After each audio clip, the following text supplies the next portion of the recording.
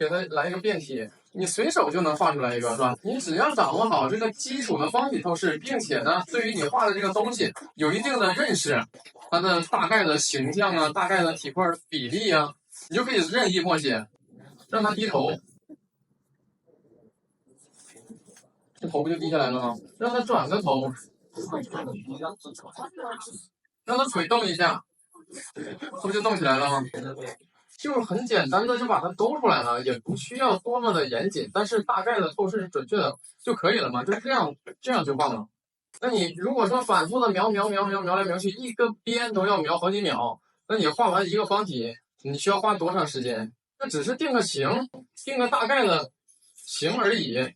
那么在这个方体上面，我再给它加点变化，让它再往这边转一点。我就用这种快速的方式去画一个差不多透视合理的方体即可。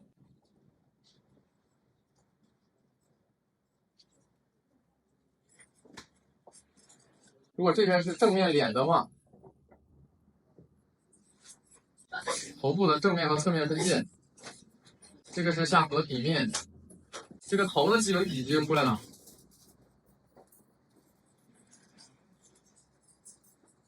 你就可以画准确各个角度的头部基本体块。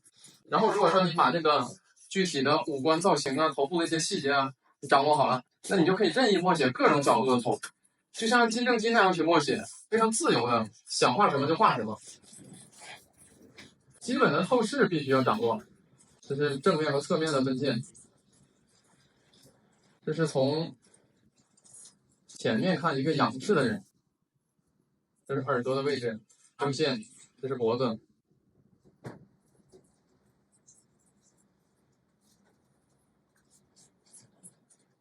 这样转过来之后呢，他再低头，这里是颧弓，这里是颞线，这里是眼睛眉弓，这里是中线。后面我们画到的人物有各种各样的角度，各种各样的动态。那么前面你这个方体的问题你不解决，你后面就只能画一个两个角度的人头，你再给你变一点角度，你就画不出来了，就是非常的概念化。所以说我们要掌握这个方体的变化，在空间当中的这个变化，你看推着它变，我可以顺着这一个往下推，这很快的。然后顺着它往前推，也可以顺着它往后推，不需要很严谨，大概符合逻辑，符合透视基本的特征和规律。推着推着就可以推出一个空间，越往下俯视的感觉越强，越往上顶面就越小，它就很随手，其实随手很随意就勾出来这个方体，随意而不随便，放松而不是严谨，简约而不简单。那么给它来一个变体，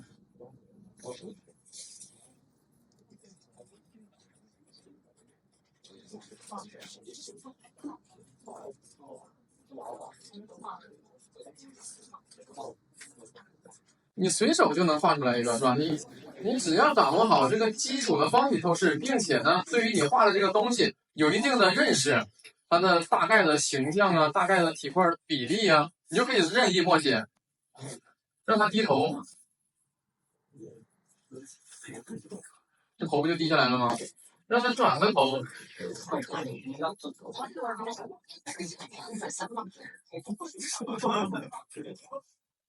让它腿动一下，这不就动起来了吗？有了这项技能，哪怕你没见过的，你也可以给它默写出来。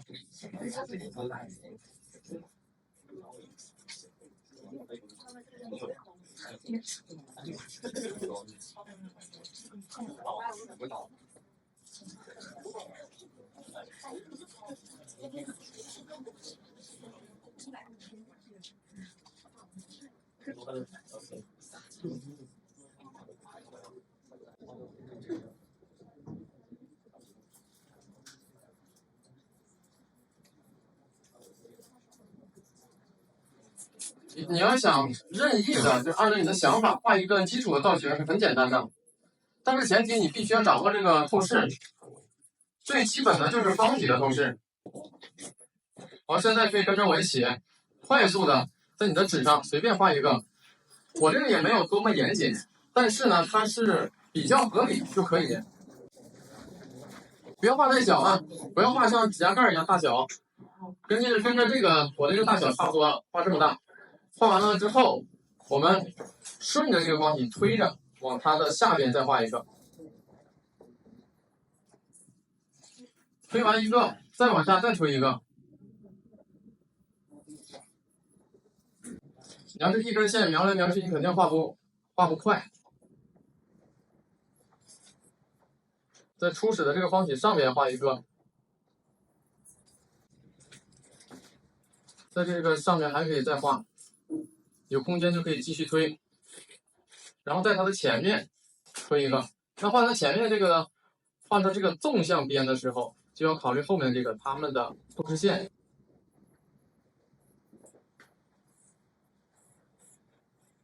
然后也可以在它的后面去继续推。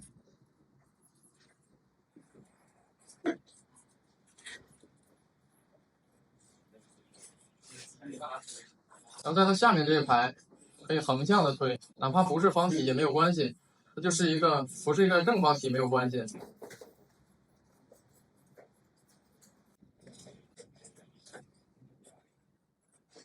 就在这一个空间里面，我们可以在任意的位置去加方体。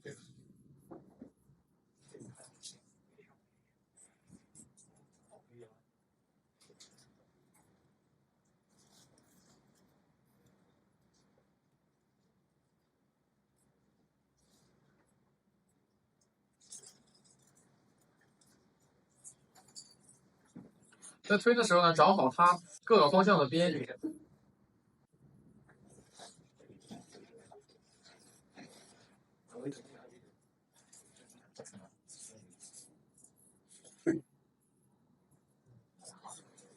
这些方体它们同朝向的边实际上全是平行的，所有的平行线都会相交于一点。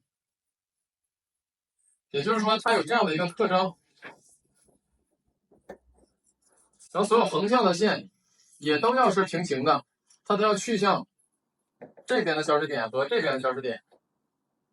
这是视平线，视平线以上的线往下走。